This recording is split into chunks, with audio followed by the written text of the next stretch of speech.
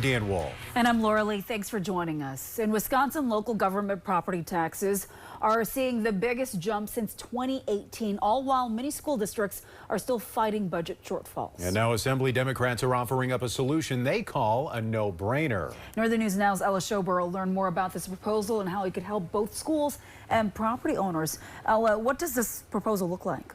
Yeah, Dan and Laura, the bill would use the state's surplus to lower property taxes. And one way they would do this is by increasing special education reimbursement to 60% compared to the current 35%.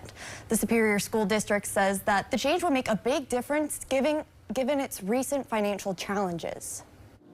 Between laying off more than 60 employees and closing one of its elementary schools, the Superior School District has made a number of financial sacrifices in recent years. It's impossible to catch up, so we just continue to make cuts and cuts and cuts, and now we're at the place where any future cuts are going to directly affect classrooms. A referendum passed in 2024 has eased some of that burden, but it redirects that burden onto taxpayers.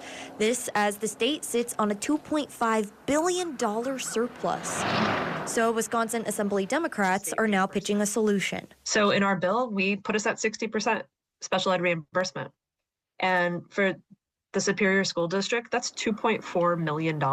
Democratic Representative Angela Stroud of Ashland, Wisconsin, says the bill would also prevent automatic increases to voucher payments, which give private schools state dollars from public schools' budgets. The goal is to hold both private and public schools accountable for how those funds are used. Public schools are the one school system that has accountability.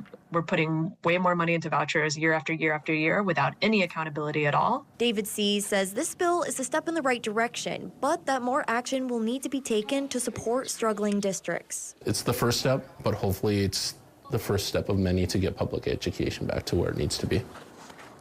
Meanwhile, state Republicans are proposing to increase funds that already go into a school tax relief program for property taxpayers. But David See with Superior Schools says districts wouldn't see the benefits, saying it would only help districts with higher property value. We reached out to state Republicans about their new proposed bill, but received no response. Live in studio, Ella Schobert, Northern News Now.